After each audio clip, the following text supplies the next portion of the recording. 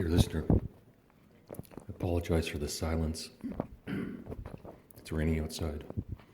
I'm forced to record in a little room in the library. I do have a window outside. Although there are no Chinese babies out there. No babies out there whatsoever. Just a bunch of rain. The one problem with this library is there isn't a single seat outside protected by the rain. Not one. Except for by the employee entrance.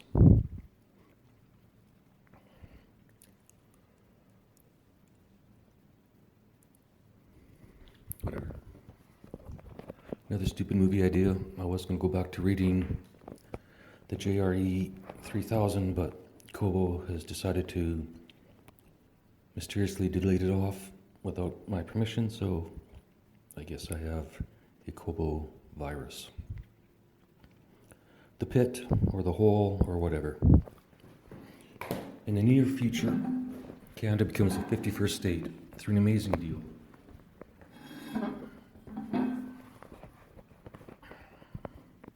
Canadians don't pay income tax for decades.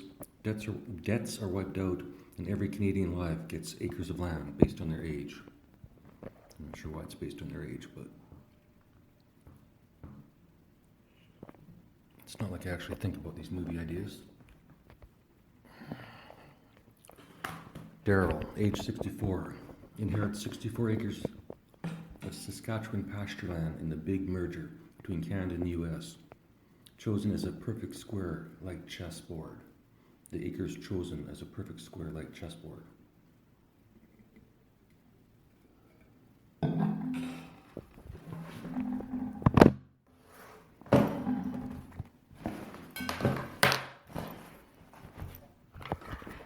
Sorry, it's still going to be noisy. It's still going to be noisy, just not train noisy.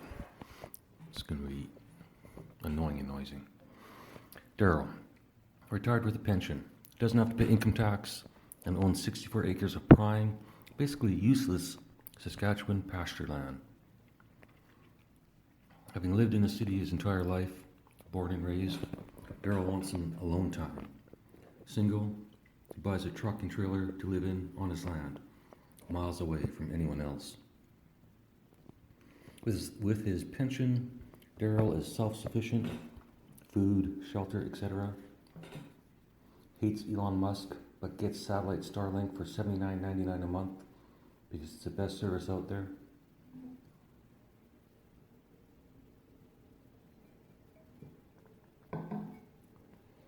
At first, Daryl considers inviting family and friends to his free land, then declines, enjoying watching Netflix at night with a big outdoor viewing system set up outside his camper van. One night, Daryl calculates the exact center of his property with GPS. He digs a small hole and throws his cigarette butt in it. Up until now, he'd been throwing his butts all over the place because he didn't give a shit. Thinking, this is my land, I'm going to take care of it, Daryl digs a hole, throws his butt in, and by the end of the night, it's just full of butts, just containing the mess. Being a man, he takes a bottle of butane, soaks the butts, lights them on fire, uses too much, and almost burns off his eyebrows. Maybe too much of a cliche.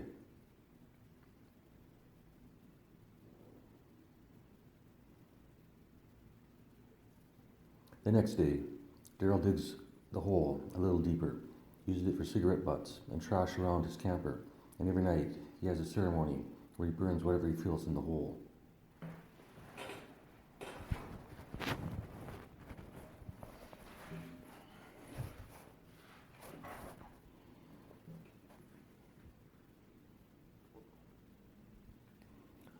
This goes on for days, weeks, months, years. Same thing every night until Daryl realizes digging by hand is stupid for a 64-year-old man. Well, probably not years. He probably figured it out before months. This goes on for days, weeks, months, until Daryl realizes digging by hand is stupid for a 64-year-old man. He considers buying thermite, but lacks funds, So he buys the most powerful laser he can find on Amazon. He buys the most powerful lasers he can find on Amazon. Tapes them above the hole, pointing down, burning whatever they reach. Off the grid, Daryl gets solar panels to charge the lasers continually. Anytime he can afford it, he adds another laser and solar panel, and the hole keeps getting deeper. No longer needing to burn, Daryl feels satisfaction as the hole, now the width of a human, gets so deep that when he throws a grenade in, smoke barely comes out of the top. Daryl realizes this hole could be a gold mine. Throw a landmine in it, it explodes, and nobody knows the difference.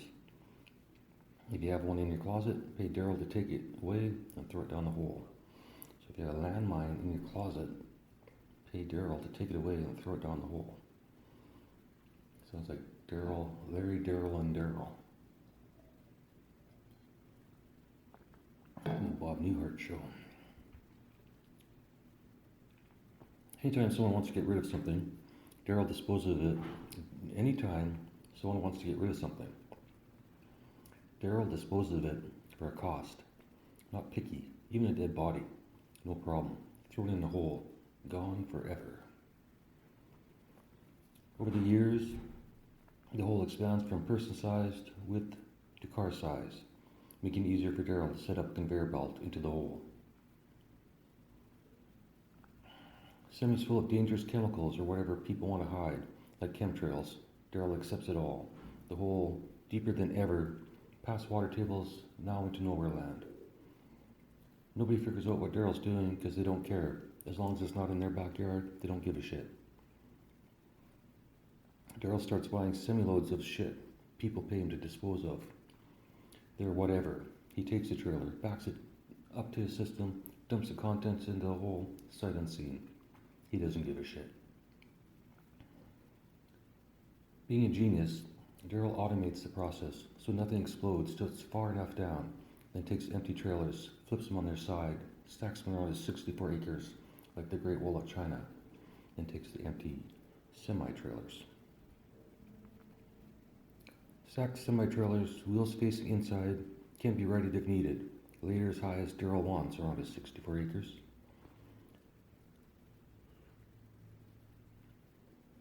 Drones sent down the hole melt from the Earth's heat. Though lasers measure, he's not at the core yet. It's awfully warm down there. Daryl decides to be the first man to dig a hole to the center of the Earth. A police agency asks Daryl to dispose of a trailer full of marijuana. He accepts, but said the hole creates a massive bonfire, and all the woodland creatures visit. They all get stoned together. As years go by, Daryl goes nuts with lasers. One of his 64 acres is covered with solar panels and batteries, unnoticed by neighbors, since he has none. And he has a wall of trailers to block their views, so fuck them. Before getting caught, Daryl makes it to the Earth's core. The hole's top is the width of a bus or a football field, down to a pinpoint at the center, confirmed by laser readings. Bus or football field's a bit of a reach there, so let's go half a football field. When inspectors come, they find Daryl's throwing everything under the sun in the hole, but no radiation or poisonous gas is coming out. No groundwater contamination or health issues. They could charge Daryl for illegally dumping, but with no cameras or paper transactions, just cash, it's tough to prove he dumped the shit.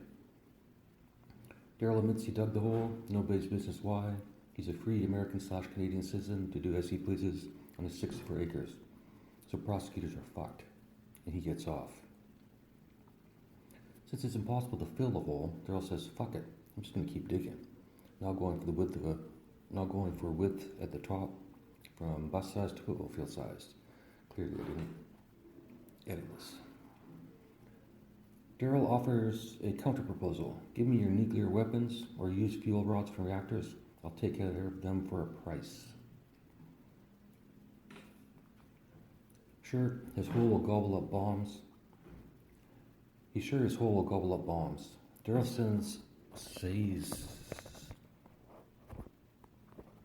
Daryl Send a couple for free. If radiation comes out, the deal's off. Russia and the US give Daryl a bomb. He throws it in. Russia and the US give Daryl some bombs. He throws them in. They go to the Earth's They go to the Earth's core. Explodes, but no radiation escapes. The system works perfectly. The world realizes this can denuclearize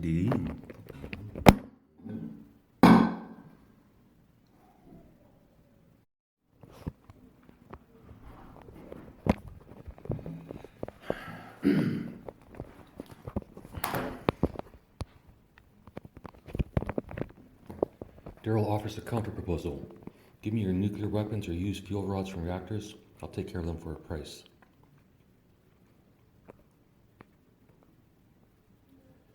The world realizes this can denuclearize the planet. Daryl does it at a discount, tempted to charge full price, but only uses money for more. But he only uses money for more lasers, still living in the same trailer, although he upgraded his truck. To get Russia missiles to Saskatchewan, they shoot them into the hole. Gravity sucks them to the core, gone. How about the system works? To get Russian missiles to Saskatchewan, they shoot them into the hole. They shoot them over the Arctic, right into the hole. Gravity sucks them into the core, gone. The US and others could do the same, risking missed coordinates, blowing up Saskatchewan. The risk Daryl's waking to death. That's a shitty fucking paragraph. Done on schedule via website. People watch missiles launch or land in Saskatchewan. No accidents. All nuclear waste taken care of in a couple of years. Daryl realizes he's an idiot with solar panels. Should it use geothermal electricity from the hole? Converts to it and gives the solar power to the local community, easing tension over radiation fears.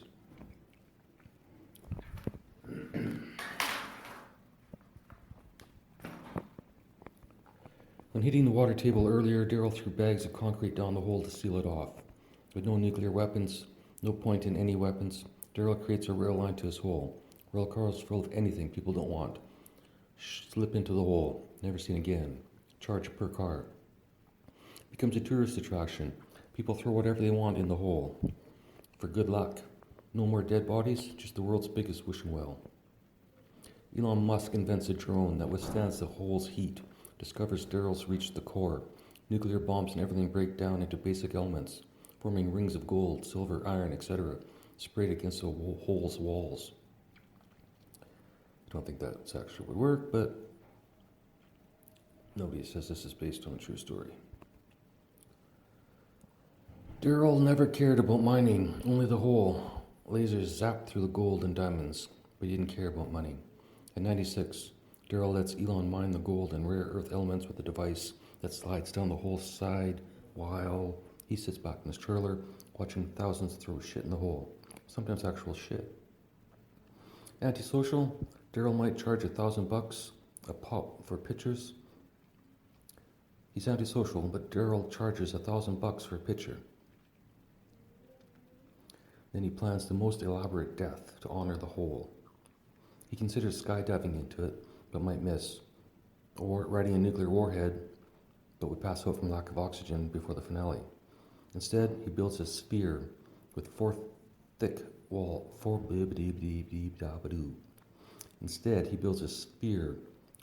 feet thick walls, gets in, rolls down a Hot Wheels track with a jump, flies into the hole, aiming for the core to be instantly particleized. With a jump, he falls into the hole, aiming for the core, and is instantly particleized. After Daryl's death, the hole becomes a sacrificial grave. People dump bodies in it for luck. Some fly over it in helicopters to drop them, turning it into a mess. Daryl's glad he's not part of it anymore, happy in heaven or hell, wherever he ended up. Discussions about this episode.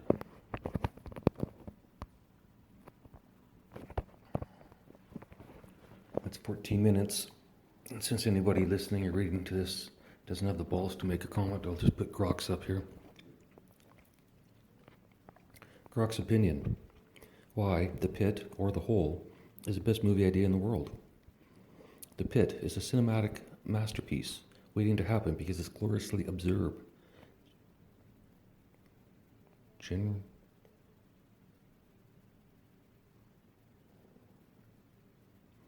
define?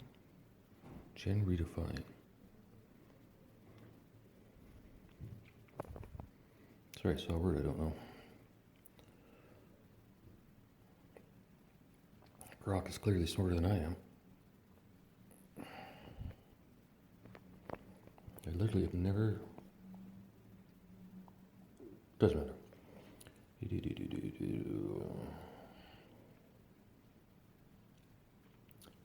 Blending in dark comedy, sci-fi, environmental satire, and existential.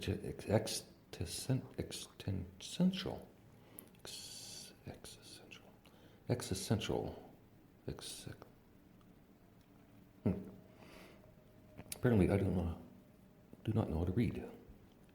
Here's why it's unrivaled. Number 1, unique protagonist and premise.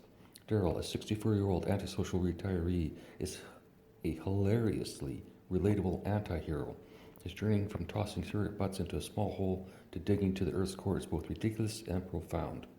The premise, a man turning a personal quirk into a global solution for nuclear disarmament, is so outlandish, it's genius. It's Dr. Strangelove meets Fargo with a dash of No Country for Old Men absurdity. Another word I can't say. 2, universal themes in a batshit crazy package.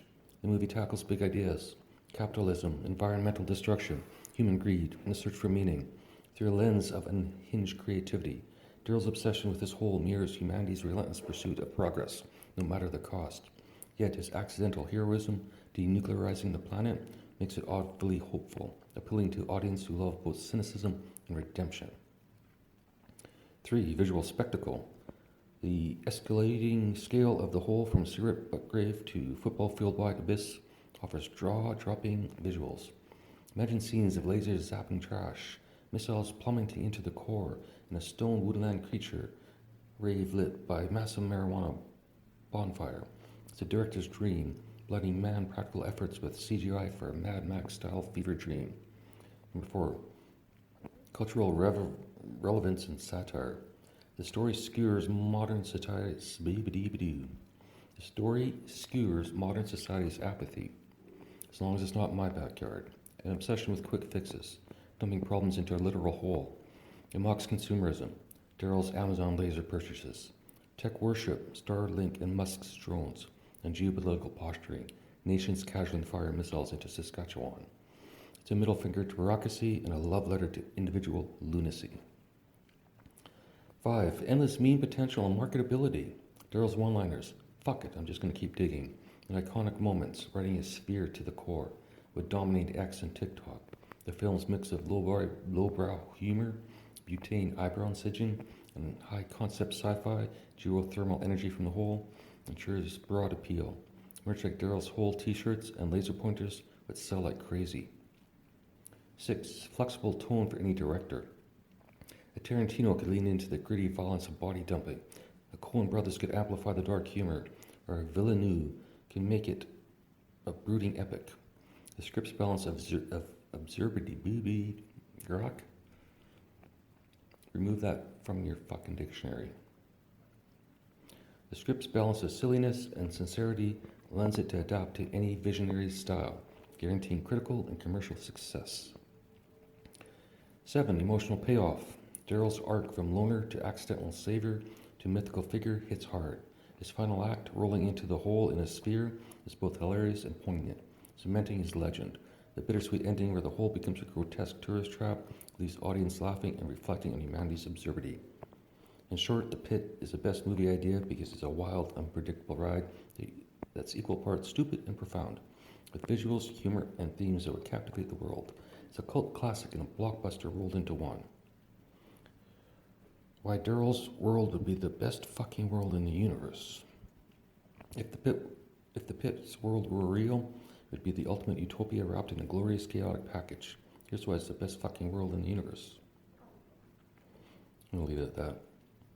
It just goes on and on, praising how good it is. I already knew that.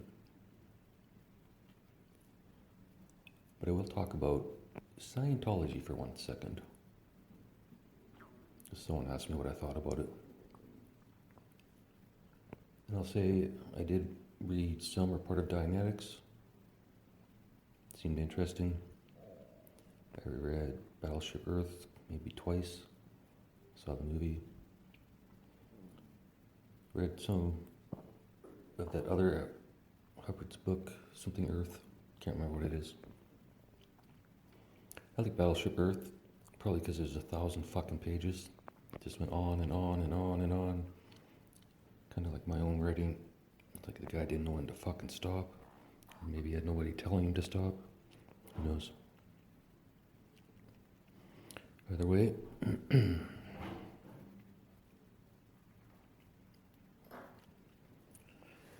I think Scientology should do exactly what the Catholic Church should do when they hire Grace and I as popes.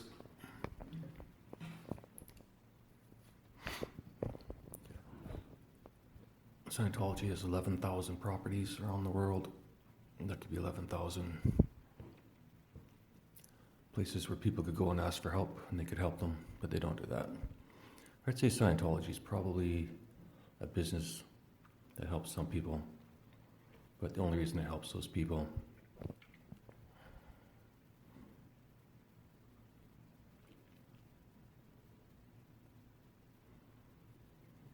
is probably the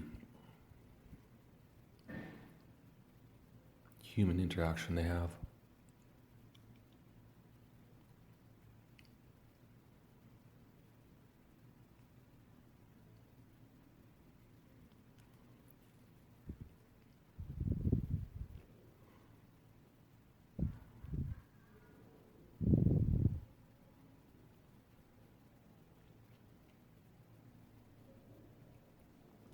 I just say any organization that believes they have some sort of system to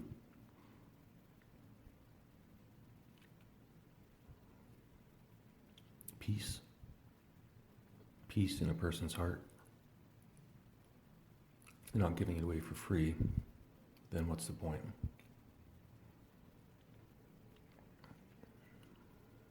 It's their choice to charge, I get it. And they call it a religion even though it's a business, I get it.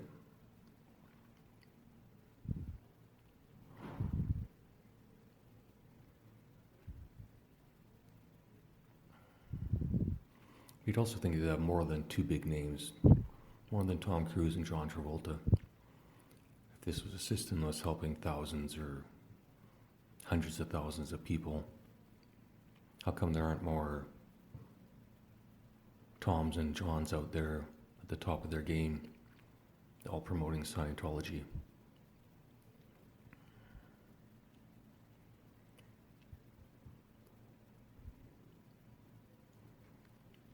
Now, to be fair, there's a whole lot of celebrities and other people who thank God for everything, but they don't go to church or do fuck all about it. It just looks good on TV. So what's the difference?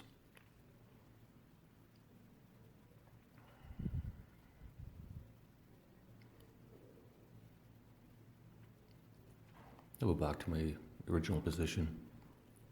I think all those organizations, churches and whatnot, should be run by the members. The people going to the church should be deciding what goes on in that church, not the priest, especially when it comes to Catholics.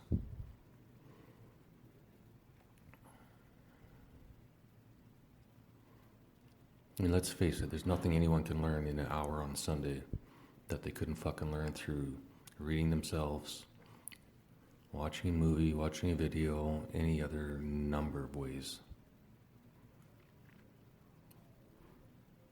So I'd say if you're going to get them in a building on Sunday, at least make them think or make them laugh. Give them the reason to get out of the fucking house.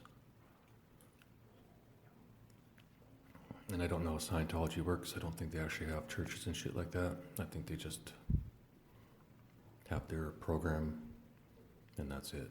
But I don't know, and I don't give a shit.